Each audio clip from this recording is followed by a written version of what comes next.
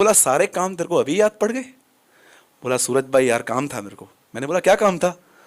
उसने बोला आप आराधना कर रहे थे ना, कल्याण में एक आदमी है, उसके साथ मेरा कुछ था, प्रभु ने मुझे कहा जा माफी मांग करा।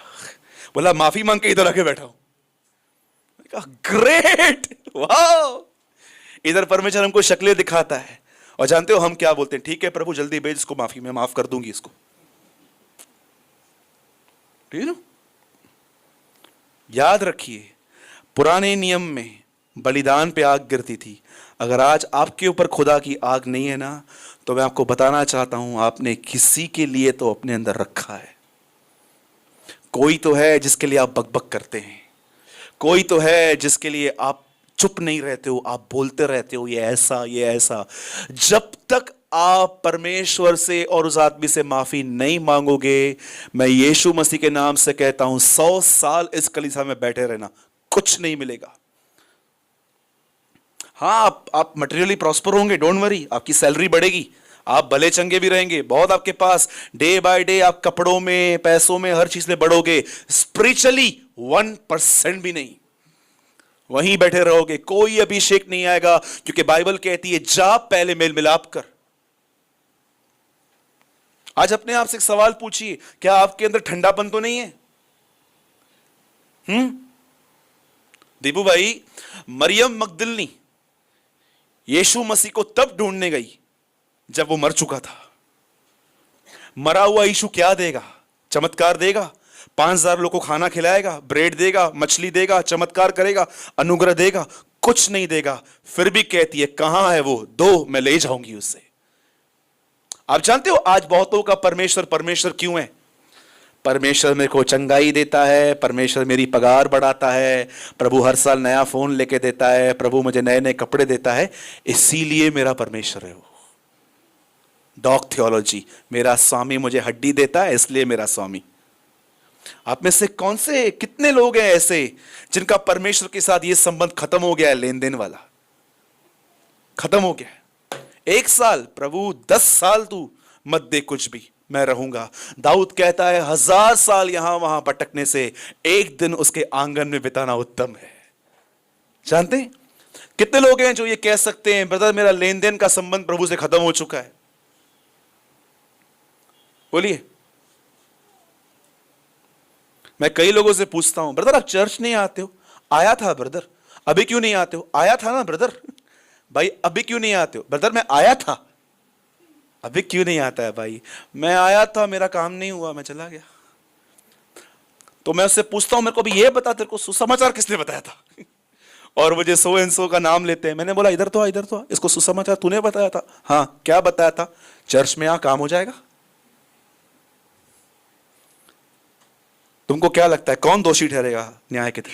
हो तुम ठहरोगे, तुम, क्योंकि तुमने गलत सुसमाचार सुनाया। बंद कर दो लोगों को ये बताना यीशु में आओ ये मिलेगा, यीशु में आओ वो मिलेगा। हल्ले ना बेड़ा, हल्ले कलीसा में सबका मत ही हल्ले। वो बहन झूठ बोल रही है आपसे, वो बहन आपको झूठ बोल रही है। मैं आपको बताता हूं यीशु के पास क्यों आया चाहता है।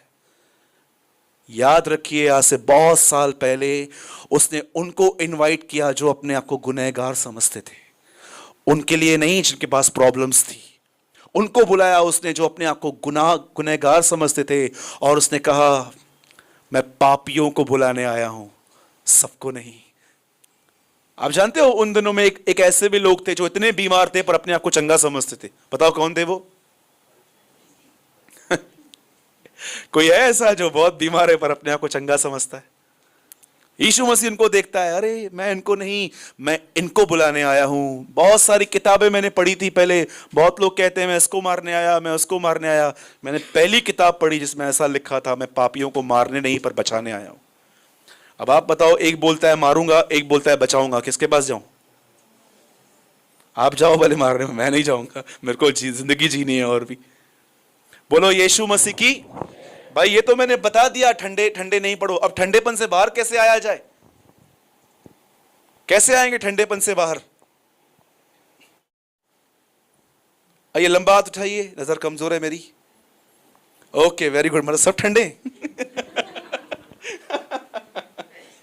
सुनिए, अगर आपको ऐसा महसूस हो रहा है कि मसीह जिंदगी आपके लिए बर्डन है, आप चर्च आते नहीं हो, आप लाए जाते हो, तो मैं आपको एक बात बोलता हूं, उपवास करना स्टार्ट करो, फास्टिंग करना स्टार्ट करो, और उस फास्ट में सिर्फ परमेश्वर से एक ही बात कहो, मुझे पवित्र आत्मा से भर, मुझे वो पहला सा प्रेम वापस लौटा, मुझ पर रहम और दया कर।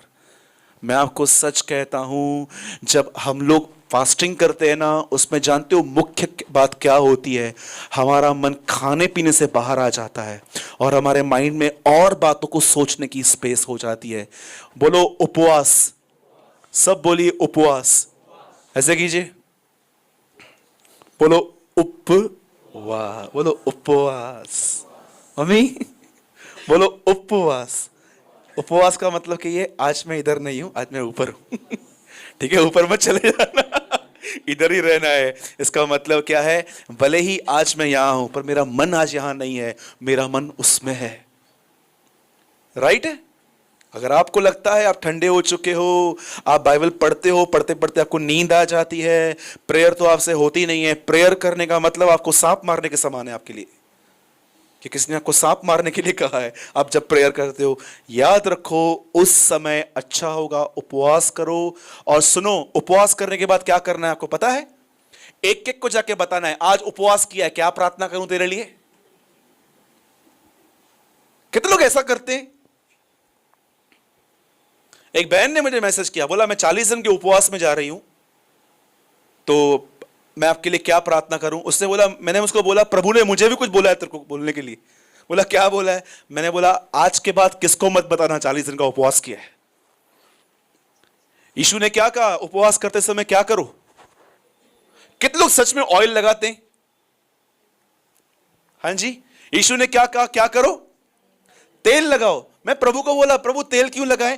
अरे तेल से फेस पे चमक आती है, तेल लगाओ। बहुत सारे लोग जानते हैं कैसे रहते हैं, ऐसे बैठे रहेंगे। चाहते हो बेटा उपवास, उपवास है, उसके बाद देखो उनके मुंह पे शाइनिंग आ जाती है। चलो एक को तो पता चला मैं फास्टिंग में हूं डू यू नो? बोलो ये ढोंगीपन है। फर्स्ट फास्टिंग कैसे करनी चाहिए? गुप्त में करनी चाहिए। आपको पता है इस दुनिया में सबसे ज्यादा उपवास किसने किया है? मैं आपको बताऊं, आप हैरान हो जाओगे सुन के कि इस दुनिया में सबसे ज्यादा उपवास जानते हैं किसने किया है? न एलिया ने, न मूसा ने, यीशु मसीह ने। क्योंकि वो कहता है उपवास करो, और उसने कोई ऐसा प्रचार नहीं किया जो उसने खुद नहीं किया था। उसने समय 30 साल उपवासों में जिंदगी बिताई, और उसके बाद उसने आपको उपवास करने के लिए कहा। ठंडेपन से निकलने का एक ही रास्ता है, उपवास करो, खुदा को पुकारना स्टार्ट करो। पुकारने के बाद उसकी इस पुस्तक को खोलो और बोलो प्रभु मुझसे बात कर। मैं आपको सच कहता हूं, एक बार टेस्ट लग गया ना, हर हफ्ते फास्टिंग करोगे आप। ठीक है? बोलो यीशु मसीह की जय। और उपवास के दिन गोल मैदान पे घूमने मत जाना, फिर आप एक प्लेट बटर पापड़ी खा के आओगे और कहोगे प्रभु तू दयालु है। आइए अपने पास वाले को बोलिए, अब वचन ध्यान से सुनना। बोलो बोलो ओवर स्पिरिचुअल जिन्होंने नहीं बोला, आओ एक बार फिर से कहो, वचन को ध्यान से सुनना। यस। इब्रानियों की पत्री 4 अध्याय, हिब्रू चैप्टर 4। बहुत ही सुंदर वचन है। आज पुराने नियम से है, लेकिन इसकी नए नियम में कुछ बातें लिखी गई हैं। मैं उम्मीद करता हूं आज हम कुछ नया सीखेंगे। आमीन। बोलिए विश्राम। एक ब्यूटीफुल स्टोरी है सेकंड इतिहास में। एक आदमी था जिसका नाम था यहोशापात। सुना है आपने इसका नाम? आप जानते हो उसकी शुरुआत क्या लिखी गई है? उसे पता चला कि कुछ देश के लोग उसे मारने के लिए आ रहे हैं, और उसके लिए ऐसा लिखा गया है, वह डर गया। और आप जानते हो उसका अंत क्या लिखा गया है? ये तो स्टार्टिंग है। स्टार्टिंग में उसके लिए ऐसा लिखा गया है कि यहोशापात को पता चला कि कुछ देश के लोग उसे मारने के लिए आ रहे हैं, और लिखा है वह डर गया। यह उसकी शुरुआत है। पर आप जानते हो इस स्टोरी का अंत क्या है? इस स्टोरी के अंत में ऐसा लिखा गया है, यहोवा ने यहोशापात को चारों तरफ से विश्राम दिया। अब मुझे एक बात बताइए, एक आदमी जो किसी समय बहुत डिस्टर्ब था और लास्ट वर्ड बताता है वो विश्राम में आया। उसने ऐसा क्या किया अपने लाइफ के अंदर कि वो इतनी बड़ी विपत्ति से बचा? और मैं आपको सच कहता हूं, इस बात को याद रखिए, जब तक आप जिंदा हो आपके लाइफ में प्रॉब्लम्स आएंगी। यीशु मसीह ने कहा संसार में तुम्हें कलेश होंगे। बाइबल बताती है धर्मी पर थोड़ी नहीं बहुत सी विपत्तियां आएंगी। यीशु मसीह 7 अध्याय मत्ती में कहते हैं उस घर पे बाढ़ आई, आंधियां चली, तूफान चले, परंतु वह घर नहीं गिरा। बाइबल कहां भी नहीं कहती है कि एक आदमी जो यीशु पर विश्वास करता है उसके ऊपर कोई तकलीफ नहीं आती है। आपको पता है हमारे ऊपर एक और तकलीफ आएगी जो दुनिया में नहीं आती है, हमारे ऊपर आएगी। लेकिन वो आपको पता है वो कौन सी तकलीफ है? Do you know? कितने लोगों ने यह बात जानी है? और वचन के कारण जब कलेश आया, अब आप मुझे बताइए, दुनिया में जितने भी लोग हैं वो बीमार पड़ते हैं, वो गरीबी में आते हैं, उनके ये प्रॉब्लम आती है, वो प्रॉब्लम आती है, पर क्या कभी उनके पास वचन के कारण कलेश आता है? वचन के कारण कलेश आने का मतलब क्या है मुझे बताइए। एक एग्जाम्पल देता हूं। गौरव भाई यहां पर हैं, 2 दिन पहले एग्जाम्पल दे रहा हूं, हम दोनों की आपस में नोकझोंक हुई। अब परमेश्वर मुझे कह रहा है इसको माफ कर, अब मुझसे हो नहीं रहा है। मैं बोलता हूं नहीं प्रभु, वो आके माफी मांगेगा, मेरी कोई गलती नहीं है। जानते हो बाइबल क्या कहती है? वचन के कारण कलेश, एक वचन के कारण भी कलेश आता है। यीशु मसीह के लिए ऐसा लिखा गया है, पुत्र होने पर भी उसे दुख उठा उठा कर आज्ञा मानना सीखा था। आप में से कितने लोगों की ये वर्ड आपने पढ़ा है? पुत्र होने पर भी उसने दुख उठा उठा कर आज्ञा मानना सीखा था। आप जानते हैं जब ऐसा क्या हुआ यहोशापात के साथ? अब सुनिए मैं आपको जो कह रहा हूं। बाइबल ऐसा बताती है, एक व्यक्ति था, उसका नाम यहोशापात था, और उसके ऊपर 3 देश के लोग चढ़ाई करने के लिए आए। और जब उसे यह न्यूज मिली कि लोग मुझे मारने के लिए आ रहे हैं, बाइबल कहती है वह डर गया। लेकिन जानते हो उसने एक बहुत सुपर्ब स्टेप लिया, और मैं विश्वास करता हूं इसी स्टेप की वजह से बाइबल कहती है वो विश्राम में आया। आप जानते हो विश्राम का मतलब क्या होता है? आप में से कितने लोगों ने अपनी एक कमजोरी पकड़ी है? सच बताना ईमानदारी से।